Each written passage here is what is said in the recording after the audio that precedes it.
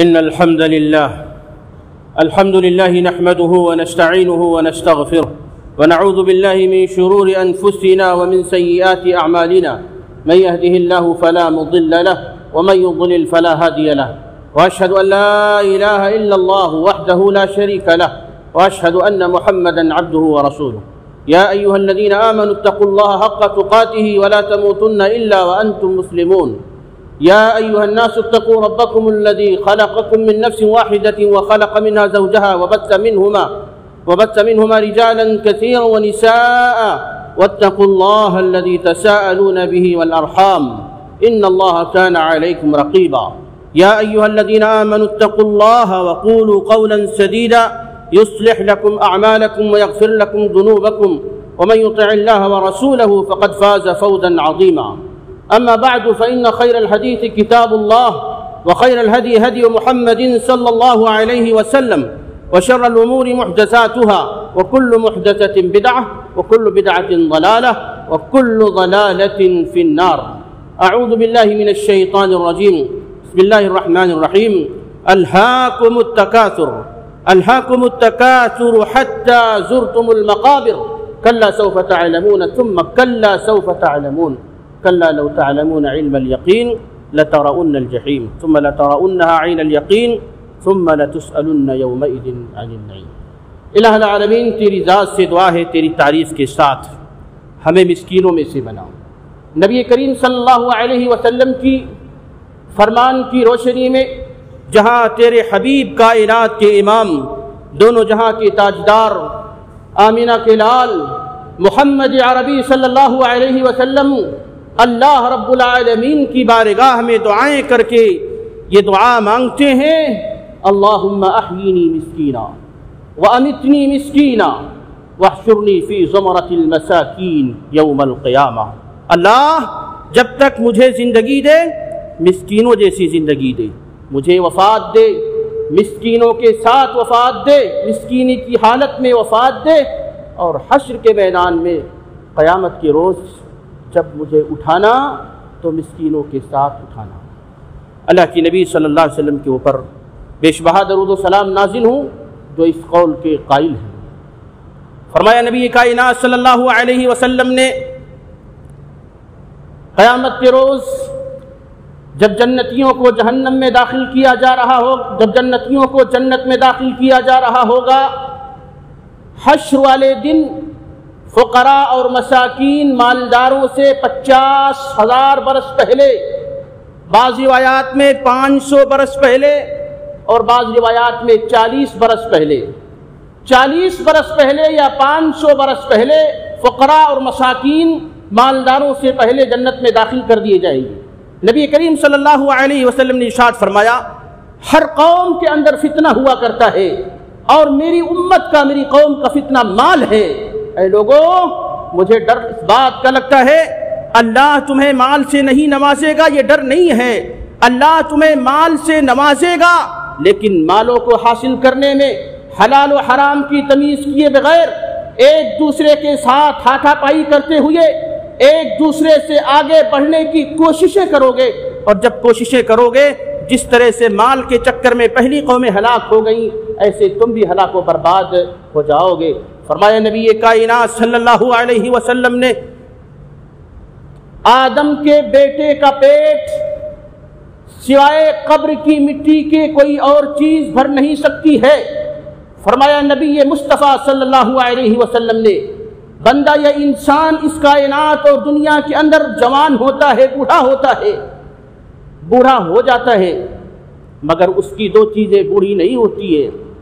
ایک اس کی آرزویں، تمنائیں اس کی بوڑھی نہیں ہوا کرتی ہیں، اور مال حاصل کرنے کی جو تڑپ ہے، اس کی یہ تڑپ اور جستجو بھی اسے بزرگ نہیں بناتی ہے، بوڑھا نہیں بناتی ہے۔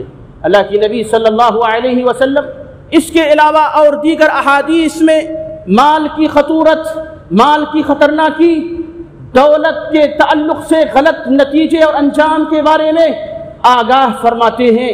ہماری گفتگو مال فتنہ ہے، فتنہ اس تعلق سے ہو رہی ہے، اسی گوشے کو لے کے آگے بڑھنے کی کوشش کرتا ہوں، اللہ سے پھر دعا کرتے ہوئے الہا ہمارے اندر مال و دولت کی جو لالچ ہے وہ لالچ صرف دین کے لیے بنا دے. دنیا کے اندر اس کا کوئی شائبہ، دنیا حاصل کرنے کے لیے، دنیا کمانے کے لیے مال کی للک اور لالچ ہم میں سے کسی کے اندر کبھی بھی کسی چیز کو لے کر کے پیدا نہ ہونے پائے. الہ ہمیں تو اس چیز کی توفیق سے نواز دے. مال کیا ہے؟ یہ بھی کہا جاتا ہے ہاتھ کا میل ہے. مال کیا ہے؟ آج اگر آپ کے پاس ہے کل ان کے پاس ہے، آج ان کے پاس ہے کل ان کے پاس ہے، آج ہمارے پاس ہے کل فلانے اور علانے کے پاس ہے. کیونکہ مال یہ ہاتھ کا میل ہے. مال آتا ہے جاتا ہے، اسی طرح انسان بھی آتا ہے اور جاتا ہے، لیکن کامیاب انسان وہی ہے جو جانے سے پہلے اس دنیا کے اندر رہتے ہوئے جانے کی تیاری کر لے. غزوہ حنین ہوا، مکہ سنہ 8 ہجری میں فتح ہوتا ہے. مکہ فتح ہو جانے کے بعد حنین مقام پر ایک غزوہ ہوتا ہے. حنین یہ ایک جگہ ہے طائف، مدینے اور مکے کی بیچوں بیچ، اور اس جگہ پر قبیلے بنو ثقیف اور قبیلے بنو حوازن آباد ہیں. اسلام کی دشمنی ہے. مکہ فتح ہو چکا ہے، عام اعلان کیا جا چکا ہے، اور تقریباً پورا عرب اسلام کے زیر نگیں آ بھی چکا ہے. پھر بھی کچھ لوگ ہیں جو اسلام کے خلاف آواز اٹھانے پر تلے ہوئے ہیں. اسلام کو اب بھی مٹانا چاہتے ہیں، توحید کی دولت کو اب بھی ختم کرنا چاہتے ہیں. لیکن ہوتا کیا ہے؟ اللہ کی نبی جناب محمد رسول اللہ صلی اللہ علیہ وسلم 12,000 کا لشکر لے کر ان کی سرکوبی کے لیے نکلے. خلاصے کی طرف آئیے. اس غزوے کے اندر شوال سن 8 ہجری میں جو غزوہ ہوا، مکہ فتح ہونے کے بعد مسلمانوں کو اور صحابہ کو کامرانی ملتی ہے، اور غیر مسلمان جو تھے ان کو شکست و ریغ سے دوچار ہونا پڑتا ہے. غزوہ ختم ہو گیا، مسلمانوں کو فتح نصیب ہوئی، مال غنیمت ہاتھ آیا. اب یہ جو مال ملا، رسول اللہ صلی اللہ علیہ وسلم نے اس مال میں سے انصار کو کچھ بھی نہیں دیا، اور یہ مال جو اس جنگ میں مجاہدین تھے، جنہوں نے فتح اللہ کے حکم سے حاصل کی تھی، ان میں تقسیم کر دیا، اور جو لوگ اسلام میں ابھی نئے نئے داخل ہوئے تھے ان کی دلجوئی اور ان کی تسلی کے لیے ان کے درمیان تقسیم کر دیا. انصار مدینہ اس چیز کو دیکھ رہے تھے، ان کے دلوں میں ایک لمحے کے لیے مال کی تمنا جاگ اٹھتی ہے، اور اپنے دل ہی دل میں، بلکہ بعض انصار مدینہ کی زبانوں پر بھی یہ الفاظ آ گئے کہ دیکھو ہم نے تن من دھن سے اس کا ساتھ دیا تھا. مکے سے جب یہ مدینہ آئے تھے ان کے پاس کچھ نہیں تھا، لیکن آج اس شخص کو اس کی قوم یاد آ گئی. رسول اکرم صلی اللہ علیہ وسلم کے پاس انصار صحابہ کا یہ جملہ قبیلے انصار کے سردار سعد بن عبادہ رضی اللہ تعالیٰ عنہ پہنچاتے ہیں اور کہتے ہیں اللہ کی رسول صلی اللہ علیہ وسلم، آپ نے حنین غزوے کے نتیجے میں ملنے والے مال کو جو 9 مسلموں کے دلجوئی میں مسلم مجاہدین کے مد میں خرچ کر دیا ہے، انصار مدینہ کے دل میں کچھ ملال سا پیدا ہو گیا ہے. اللہ کی نبی صلی اللہ علیہ وسلم ان کے اس رنج کو محسوس کرتے ہیں اور بلا کے کہتے ہیں کہ اے سعد بن عبادہ، اپنے لوگوں کو ایک جگہ جمع کرو. جب وہ جمع ہوئے تو رسول اللہ صلی اللہ علیہ وسلم نے خطاب فرمایا، او انصار مدینہ، تم مجھے یہ بتاؤ، آج کی اس تقسیم کو لے کر کیا تمہارے دل میں کوئی کجی پائی جاتی ہے؟ تم کوئی کمی محسوس کرتے ہو؟ انصار مدینہ نے فوراً جواب دیا، اللہ کے نبی کیوں نہیں، ہم نے کمی محسوس کی ہے جب ہم نے یہ دیکھا کہ آپ نے یہ مال ابو سفیان کے گھرانے میں تقسیم کر دیے. ہم نے جب یہ دیکھا کہ آپ نے 100 اونٹ عیینہ ابن حصن الفزاری کو دے دیا.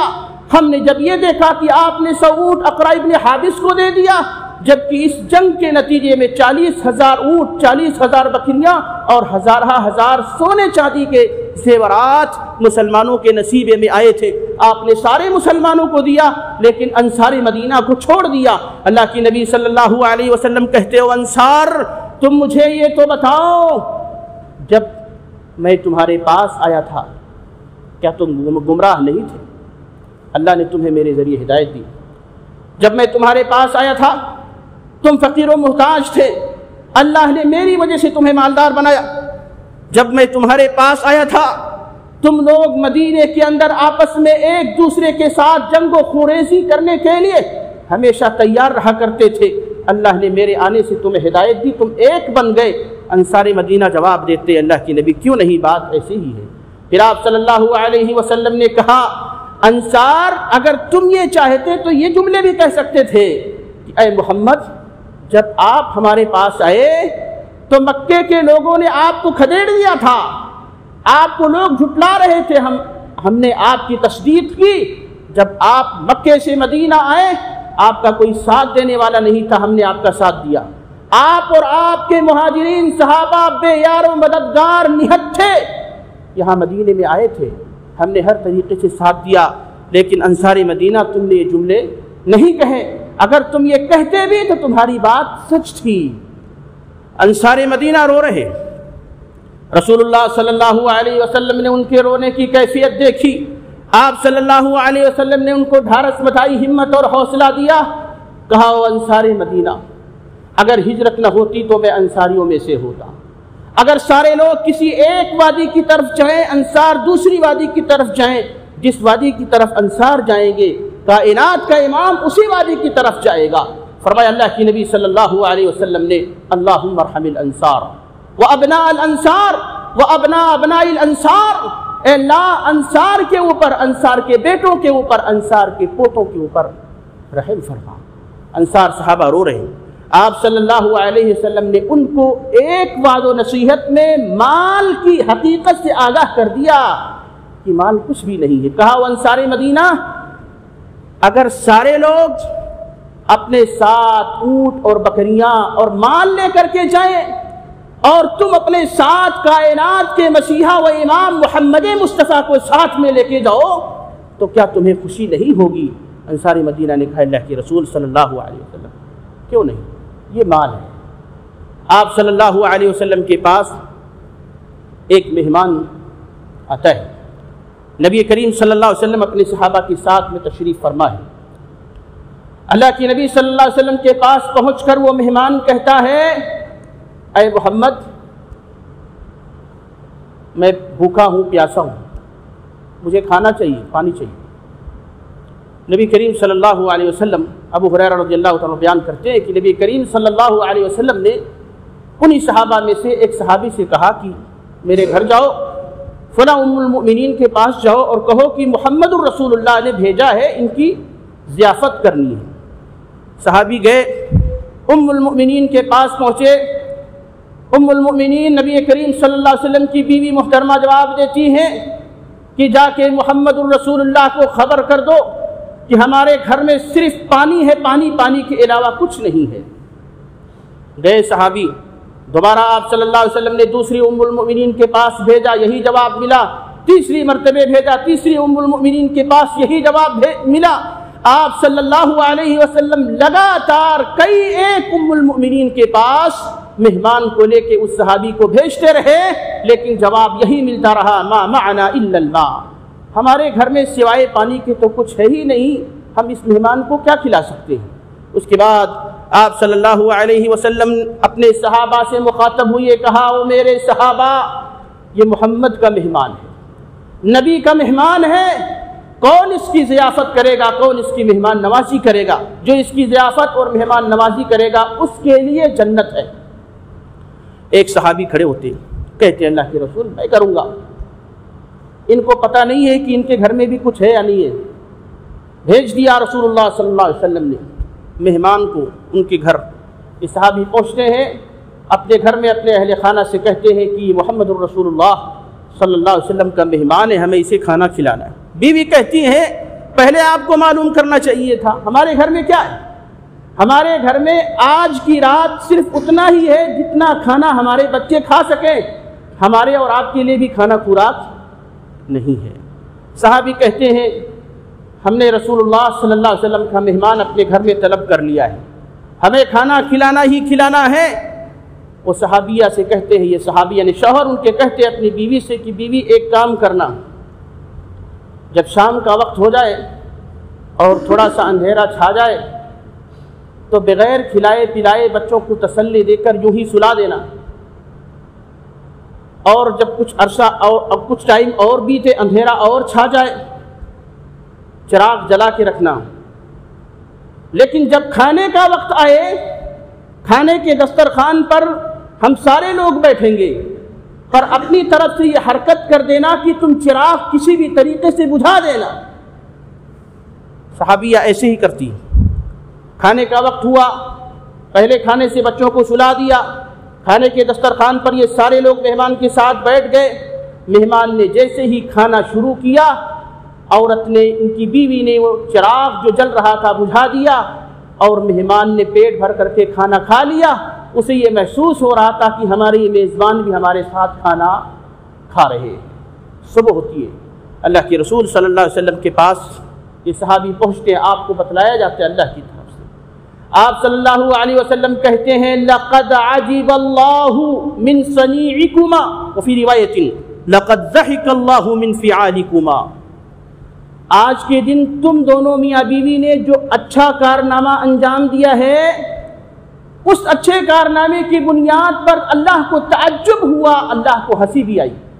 کیا تھا یہاں؟ مال کچھ گھر میں تھا؟ کھانے کے لیے بھی نہیں جناب، بچوں کا کھانا ان کو کھلا دیا۔ وَيُؤْثِرُونَ عَلَىٰ أَنفُسِهِمْ وَلَوْ كَانَ بِهِمْ خَصَاصَةٌ وَمَن يُوقَ شُحَّ نَفْسِهِ فَأُولَٰئِكَ هُمُ الْمُفْلِحُونَ۔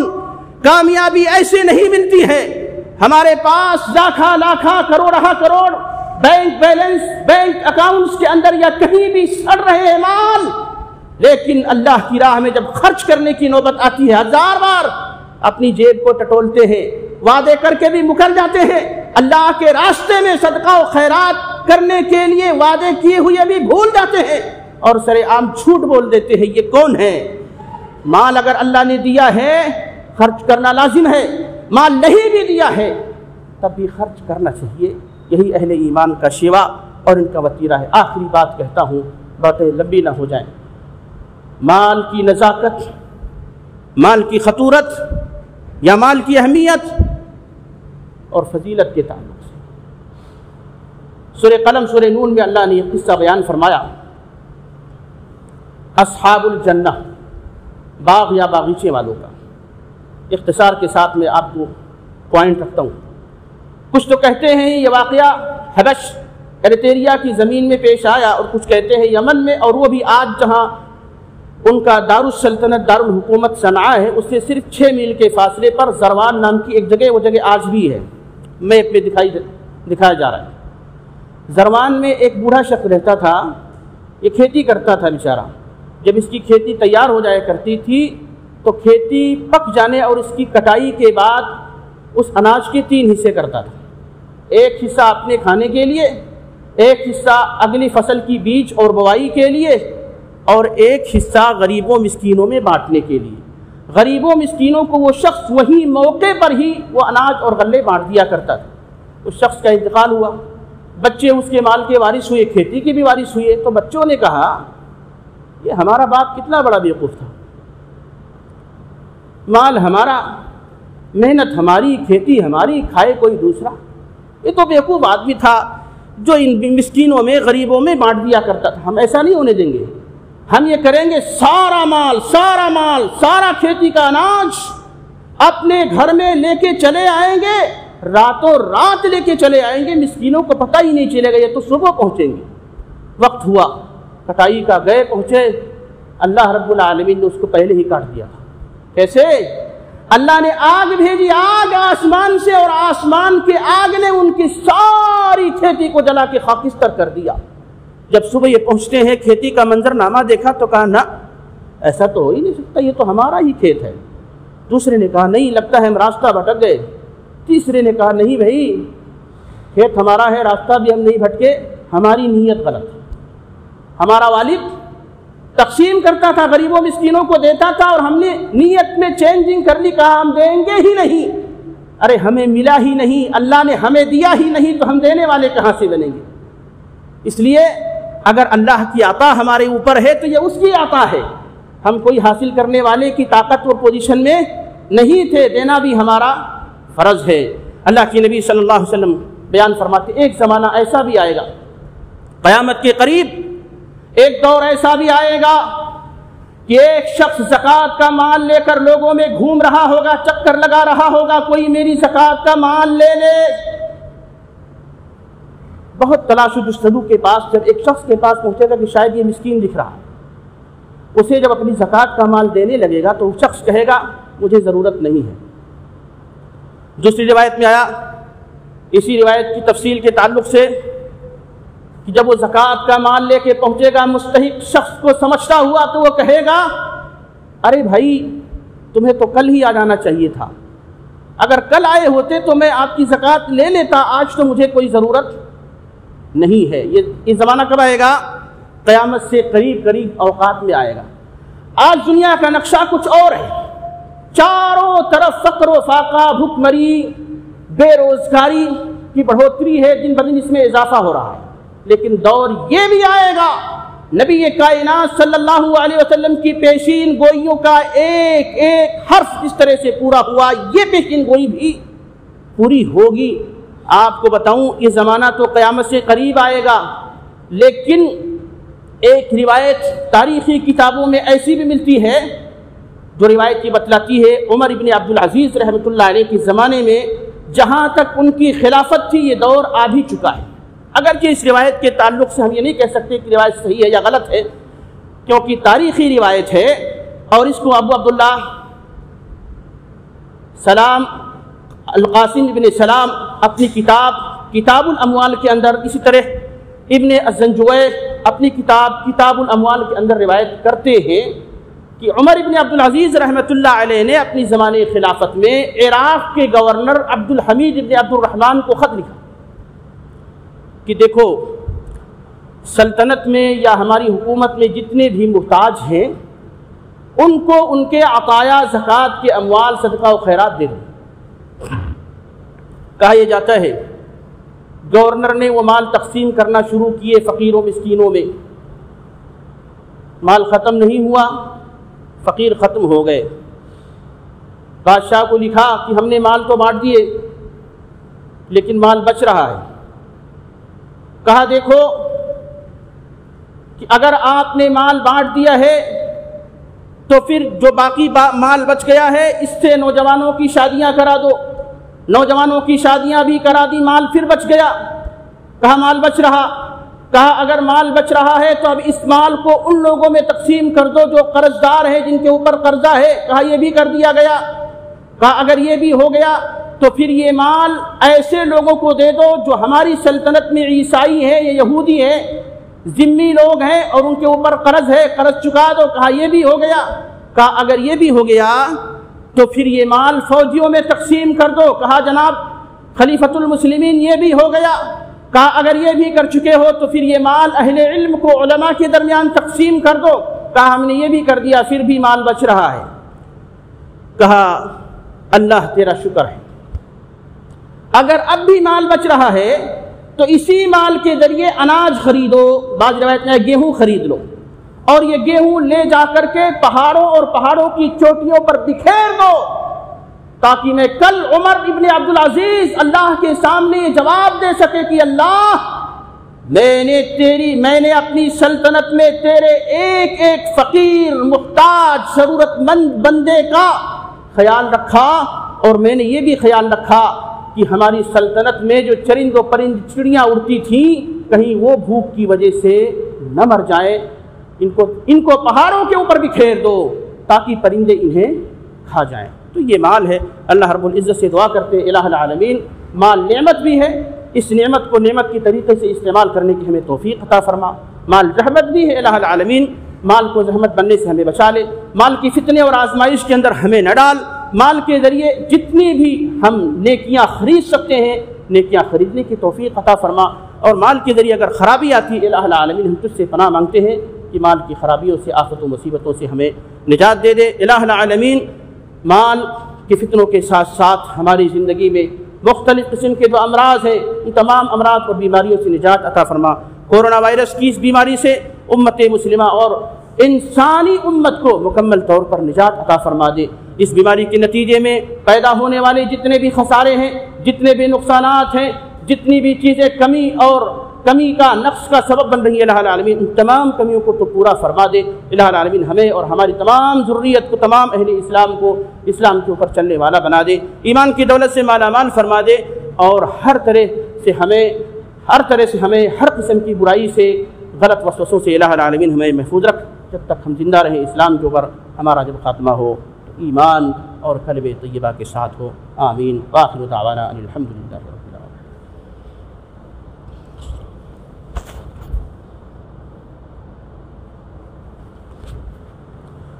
الحمد لله نحمده ونستعينه ونستغفره ونعوذ بالله من شرور أنفسنا ومن سيئات أعمالنا، من يهده الله فلا مضل له ومن يضلل فلا هادي له، وأشهد أن لا إله إلا الله وحده لا شريك له، وأشهد أن محمدا عبده ورسوله. إن الله وملائكته يصلون على النبي يا أيها الذين آمنوا صلوا عليه وسلموا تسليما. اللهم صل على محمد وعلى آل محمد كما صليت على إبراهيم وعلى آل إبراهيم إنك حميد مجيد. اللهم بارك على محمد وعلى آل محمد كما باركت على